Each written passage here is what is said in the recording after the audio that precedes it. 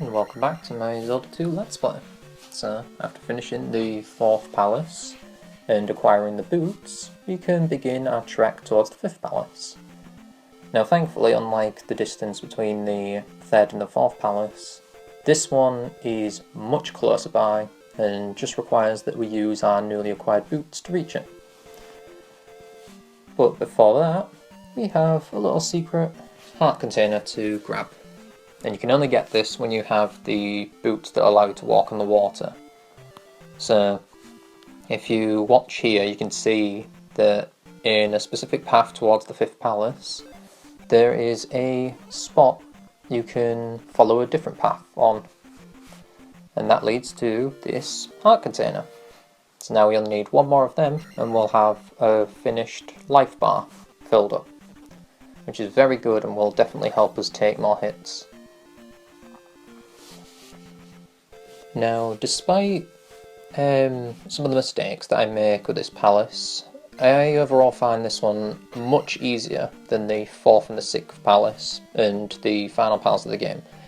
But a lot of that is just down to the fact that there aren't many blue iron knuckles in this dungeon, which that alone makes it much easier to navigate. But it's also, in my opinion, a much more clear, straight path. Like, there's not a lot of wrong ways you can go. Although there are a couple that'll throw you, and I think I end up taking one or two wrong paths in this playthrough, which is a bit of a mess up on my behalf, but I get there in the end. And I'll say it ahead of time now, but I do miss out on the item for the most part of this trek until I realised I had to go back and grab it.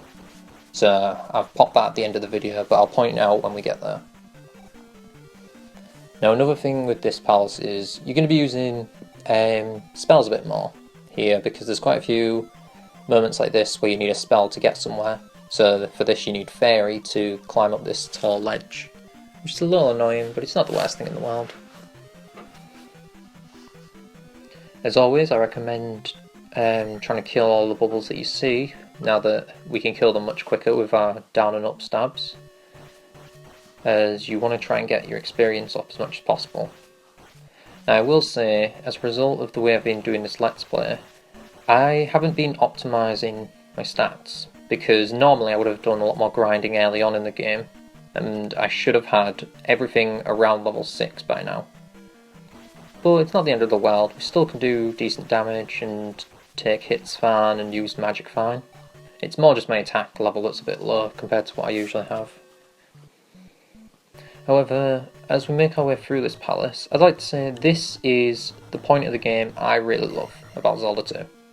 Now the rest of it I've really enjoyed, and I think once you get the up and down stab, it gets really fun and you get that full control of what Link can do in combat. But the reason why I love around this palace in particular is the 4th palace can get a bit tiring and I don't really enjoy the boss.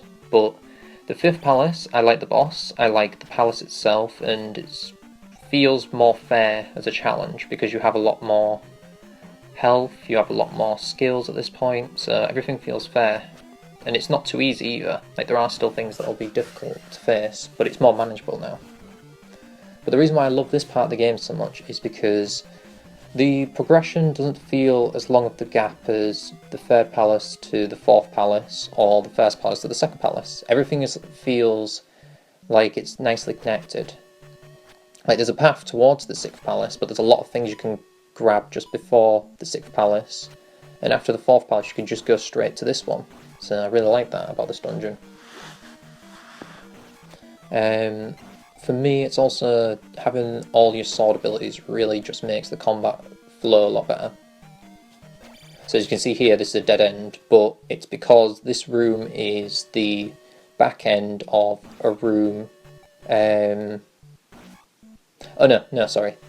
This room is directly above a back end room that you can go through an invisible floor in that takes you towards a key, but I don't go for that key because we didn't need it in the end and I forgot how to get there.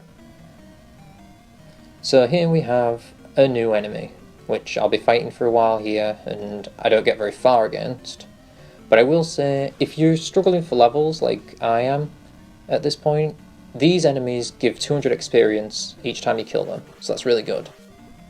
The problem is, these guys are called Magos, or Magos, M-A-G-O-S, and as you can see, they're very annoying to try and hit because they pop all around the room, constantly appearing, disappearing, shooting fire, and it can be really hard to get a hit on them, especially when you have things like the bubble here that's not helping in the same room, and when you have a bunch of them in one room, which there usually is, it's hard to get a good hit on them because they'll disappear too quick if you're far away, and if there's multiple ones they'll probably surround you and make it harder for you to get much of a hit in.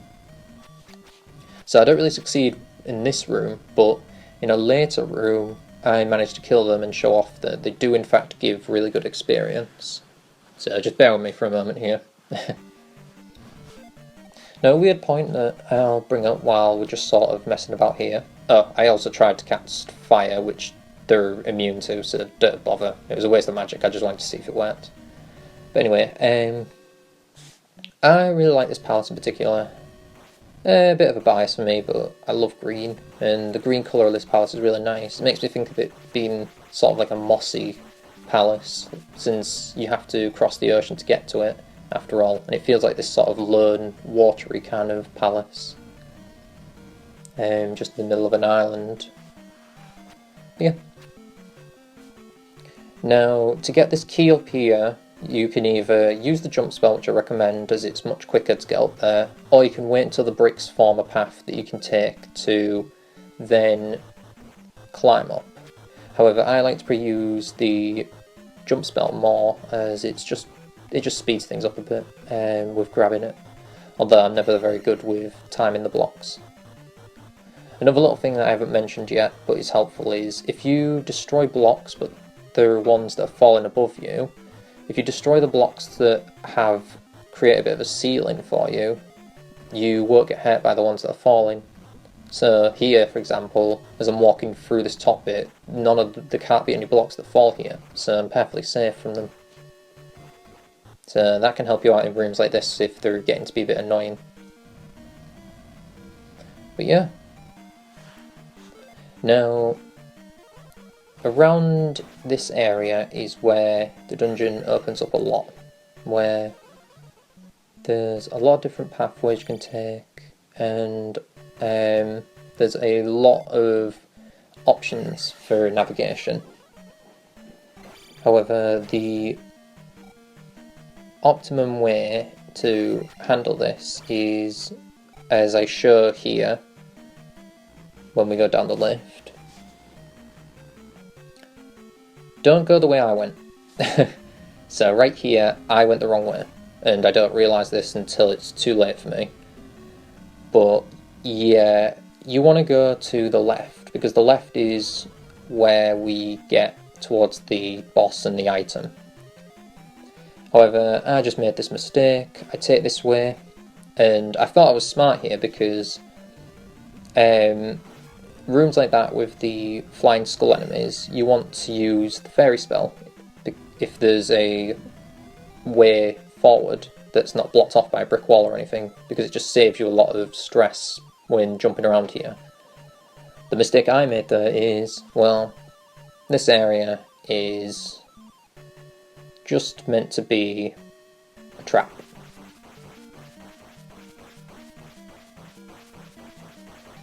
Yeah, so at first it doesn't seem too bad, just a blue bubble, one of those bouncing little horse guys, and then we get my favourite enemy, the blue iron knuckle. Yay! Yeah, I hate this room, and this is also where that key is, as you can see. But there's a room that's similar to this later in the dungeon that you don't necessarily have to go through, as I don't, but it takes you to a room that looks the same as that, but instead has an invisible wall behind the blue iron knuckle that allows you to get to that key.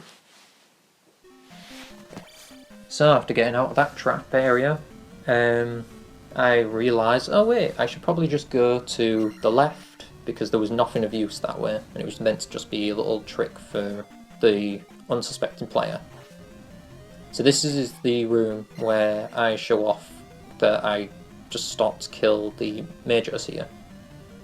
Magos, Magos, I don't know what it said, but yeah. And even though they are an absolute pain to track down and defeat because of just the way they move, it is kind of worth fighting them.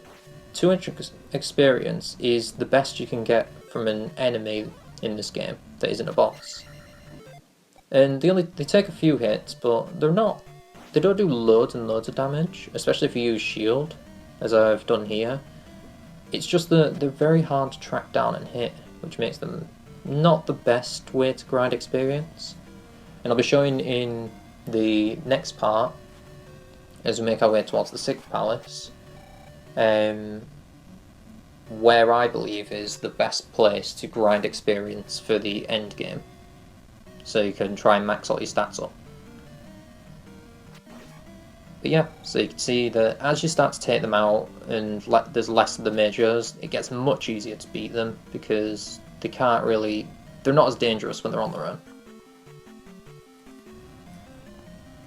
But yeah, it's just a bit of a patience game if you want to fight them. And it's worth it if you're really close to a level up and you just need a bit of more experience, because 200 experience is such a good number to get. So I do recommend trying it at least once, but I only recommend it if you have the lives to spare and the magic to spare. And obviously the life itself to spare. But as I killed this blue bubble here, this is the room I mess up with. In this room, you can see this elevator here. Now I walk right over it thinking that just leads to the key, which I thought, oh, I won't bother with that. I made a huge mistake here because that elevator takes you to a path that then leads to the item that we need in this palace. So, long story short, I have to then trek back through to get that done. The good thing though is, when I did that, I realised a huge mistake that I'd made before, which was I forgot to put the crystal in Palace 2 on this save file. I don't know how I did that, but because of that I had to go back to Palace 2 and pop that in. So it was a good thing I noticed that little mistake, or else I would have got to the end of the game and been confused. But yeah, I'm having a hard time against this blue iron knuckle, my arch nemesis in this game. Absolute pain. I hate him so much. But I can't give up. I have to beat this guy.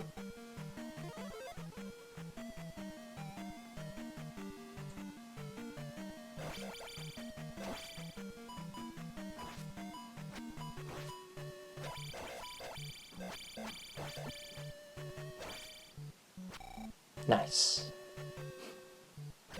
Yeah, that sucked. I really wanted to make sure I had an extra life because this boss is quite tricky actually. I'll be showing it here, but let's just say my attempts did not go well against this boss. However, rather than talk about the boss right now, I'm going to end the part here. Well, this clip anyway, not the actual part. And go more into the boss on the next bit. So just give it a minute. But you can see for yourself what it's like to fight this boss.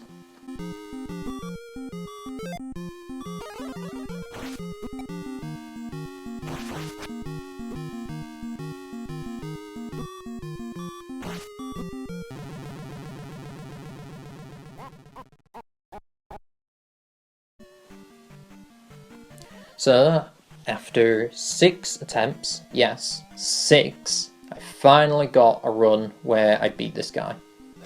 So, I didn't talk about this boss, but let's get into it. This is Goomba. Goomba is, in my opinion, one of the hardest bosses in the game. However, unlike the Ribonak, which I find very unfair at that point, considering how hard the blue iron knuckles are, I find Goomba a fun challenge. And I had fun fighting him. It was just getting a bit frustrating when slowdown and my own incompetence kept on causing a lot of deaths. So, this guy, you can only hit in the stomach, and he swings his ball and chain around, so it has a long time to attack, but it has good range and it does a lot of damage, so you have to watch out with this guy. But yeah, I'm about to beat him now, but as you can see, his damage output is insane compared to a lot of the enemies in this part. So, another interesting thing with Guma, as I go back to go find the item of the palace, is Guma is a international exclusive boss to this game, because in the Japanese version you would fight another form of Helmet Head where he would have his 2 helmets, whereas the first fight he would only have 1 helmet. And I really prefer that we got an actual boss that was different, because Guma's really fun, it's just you need to be very careful. I recommend what I did here. Using jump really helps to time your attacks a bit better and give you more time to avoid his attack. And shield obviously is always useful, and you should still have a bit of magic to use life if things get dangerous. But with a bit of patience you can beat him. It's just sort of a timing game with him.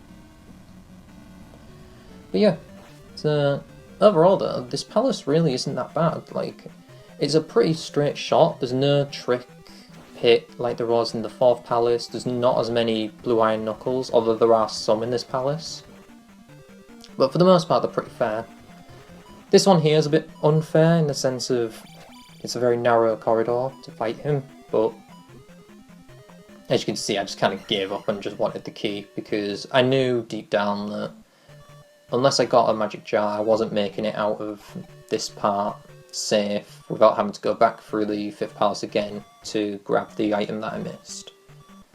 So yeah, I just decided that I'd grab the key, try and get back. If I got lucky I'd get the red potion, but unfortunately I don't quite make it. And I have to trek all the way back to the palace to get the item. Now I know what you might be thinking. This palace must be a pain, I've died so many times, god, what are you talking about? This is so hard, the palace, like this is worse than what you did with the 4th and 3rd one. Yeah, but honestly most of the mistakes are just my own fault and just being dumb, because if I hadn't have missed this item here, I probably would have been able to have beat the boss, got the item, and just finished this palace quicker than I did. However, since that didn't happen, it just meant a lot of backtracking, which is annoying, but as I'll keep restating, it never ruins the game for me having to go back. Because it gives me time to reflect on my mistakes, it gives me time to just take a break from the game and just sort myself out, making sure that I know what I'm doing this time. And it never feels like I'm going backwards. Each mistake I make, I get better at the game, which that should be how it is. I don't agree about having to go all the way back to the beginning of the game every single time I die, but that's just the problem with the game. But it's not bad enough that, oh, I'm going to put the game down and give up on it like a lot of people do, because I think, to me, that's just sort of dumb. I think there's a lot more positive elements in this game to overlook that problem. But yeah, as you just saw there, that was the invisible wall that we needed to take. And what I didn't realise until doing this is that invisible wall is necessary because it's the only way to get to the item of the palace, which we need, by the way, in order to get to the 6th palace and to get to the end part of the game. So I guess that's the only trick area as such that sort of isn't obvious, but then again you see a key from the floor above if you go that way and it makes you think, I wonder how you get there. So, and because blue iron knuckles are a pain anyway, if you're trying to run away, you might desperately jump at the wall and find, oh, it's an invisible wall. It's not clear, but I think there's a little indication at least. But yeah, and as you can see, I was preparing here because I knew that there was a blue iron knuckle and I just wanted to grab the item before I die. Luckily, if you grab an item and then get killed, you keep the item, which is why I had to check there, so we don't have to go back to him. But yeah, so we got the flute, which is needed in order to get on with the game, which I'll be showing in the next part what the flute does. Now normally I would just cut past this and just go to the end of the palace, but I think it's worth mentioning a really weird thing that happened earlier in this part. Now I don't know if anyone caught it or not, but there was a room in this part where I went after I killed an enemy rather, but I left the screen the second I killed the enemy as the number popped up. And for some reason, and I never knew this was possible, but I didn't get that experience points from them because I left the room before it counted. I don't know if it's a glitch or if it's just something that can happen in this game, but it's very important now that I know that to make sure that I don't do that again in the game. As you can see, it doesn't take too long, thankfully, to get back to where we were, just a couple of rooms away. And this is something I really like about this game compared to the first one. Because there's no long transitions from room to room like there is in the first Zelda game, it feels like I get back to where I was much quicker than I would in that game. Whereas if you die in Zelda 1, I find it honestly more of a pain in this game to get back to where you are, because while you restart in each dungeon rather, it's then just annoying having to restart those dungeons when they have the really difficult enemies that are, in my opinion, harder than the ones in this game, and you have to keep going back and back through it over and over. But there we go. So we've made it through the 5th palace at long last, after forgetting to grab the item. So we put our crystal in, and now we only have 1 palace left to visit. So as always, we get our level up, and now we are only 4 levels away from maxing out our stats. No, 5, because we need 2 magic, 2 sword, and 1 life. But that's it. So next time, we'll be going to the 6th palace. Thanks for watching.